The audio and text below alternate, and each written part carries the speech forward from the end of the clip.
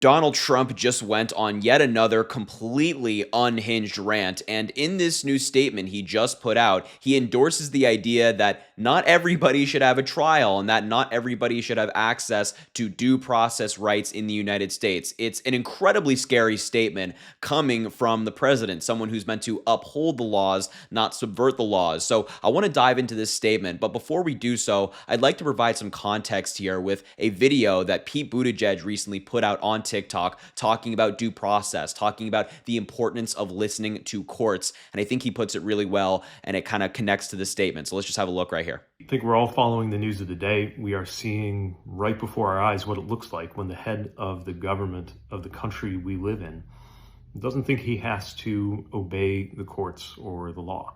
It's an incredibly important and incredibly dangerous moment for the country. It's a test of whether we're actually a freedom-loving people.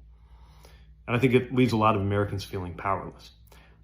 I wouldn't be here if I didn't believe that there are a lot of things we can do. Some of them seem old-fashioned, getting in touch with your member of Congress or joining a demonstration in the streets. But those are important. And we're going to have to be creative about other means of making it known that this is a freedom-loving country, that wherever you come out of, left, right, or center, we're not going to stand for the head of the government of this country continuing the process of taking on absolute power.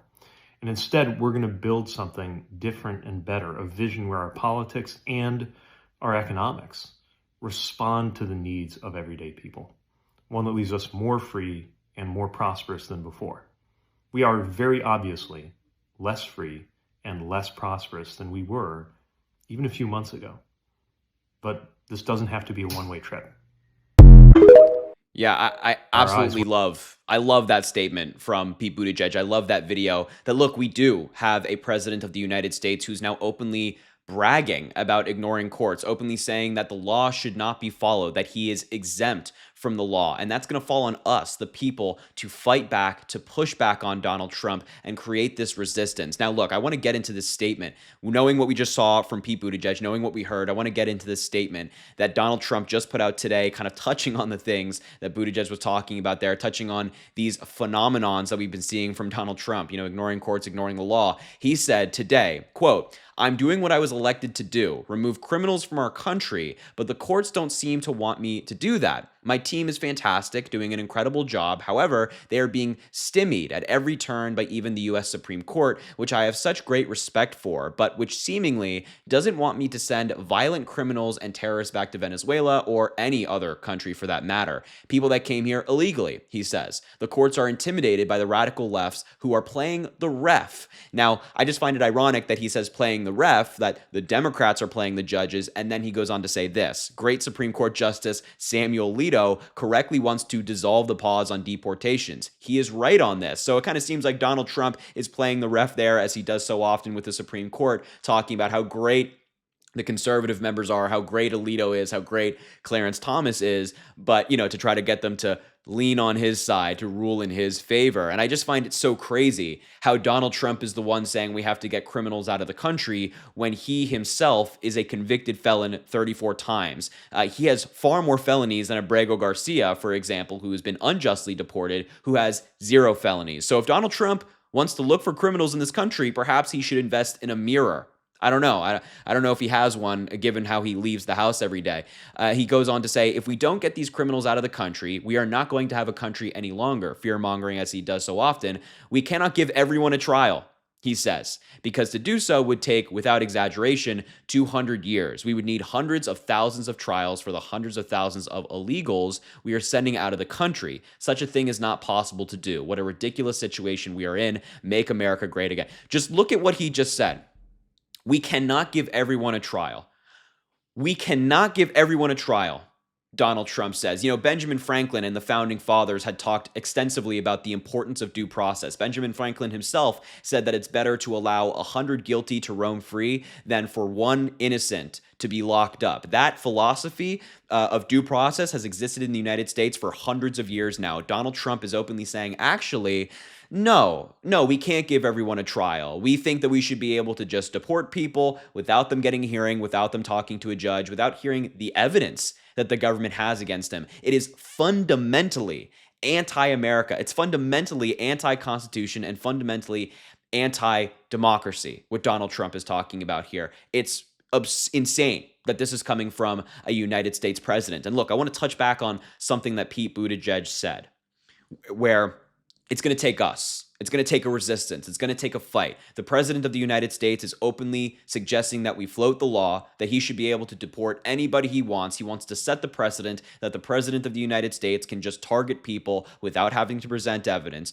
This is going to be a fight. We, the people, have to rise up. And that's why I was so happy to see today that Harvard University has sued the Trump administration, filing this massive lawsuit in federal court today. The president of Harvard, Alan Gerber, put out this statement titled "Upholding Our Values, Defending Our University." This is the kind of fight that we want to see, that I want to see. He said, "Dear members of the Harvard community, over the course of the past week, the federal government has taken several actions following Harvard's refusal to comply with its illegal demands. Although some members of the administration have said their April 11th letter was sent by mistake, other statements and their actions suggest otherwise, doubling down on the letter's sweeping and intrusive demands, which would impose unprecedented and improper control over the university. The government has, in addition to the initial freeze of $2.2 billion in funding, considered taking steps to freeze an additional $1 billion in grants, initiated numerous investigations of Harvard's operations, threatened the education of international students, and announced that it is considering a revocation of Harvard's 501(c)(3) tax-exempt status. These actions have stark, real-life consequences for patients, students, faculty, staff, researchers, and the standing of American higher education in the world. Moments ago, we filed a lawsuit to halt the funding freeze because it is unlawful and beyond the government's authority, and they included the complaint." And the last thing I want to read here is really important surrounding this case. Quote, "The consequences of the government's overreach will be severe and long-lasting. Research that the government has put in jeopardy includes efforts to improve the prospects of children who survive cancer, to understand at the molecular level how cancer spreads throughout the body, to predict the spread of infectious disease outbreaks, and to ease the pain of soldiers wounded on the battlefield, as opportunities to reduce the risk of multiple sclerosis, Alzheimer's disease, and Parkinson's disease are on the horizon. The government is slamming the brakes. The victims will be future patients and their loved ones who will suffer the heartbreak of illnesses that might have been prevented or treated more effectively." A really powerful statement from the president of Harvard, and he's absolutely right. I mean, the only victims here in this federal funding freeze will be Harvard, but it'll also be the people that Harvard will help.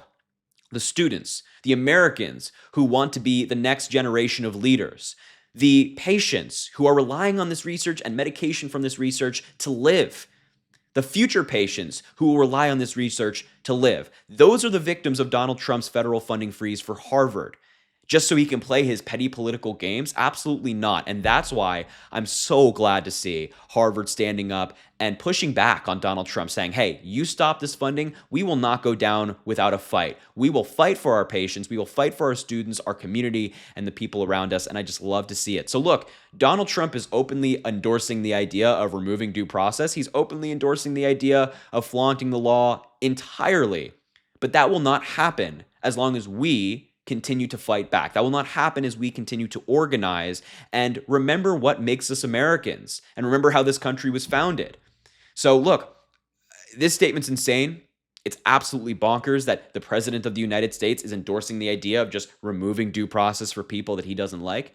But we, the people, can fight back, and I'm confident in that. So look, if you want to be part of the resistance, if you want to fight back, join me on this journey. Enjoying so many other amazing creators out there who are delivering the news to you every single day. Make sure to subscribe down below. It helps so much. It really does. I also started a newsletter on Substack every Tuesday and Thursday. You can subscribe to the link in the bio down below for free or become a paid subscriber if you'd like. But look, make sure to drop a like on this video as well. Comment down below. Throw some American flags in the comment if you stayed this long. And as always, I greatly appreciate you, and I hope you have an amazing rest of your day.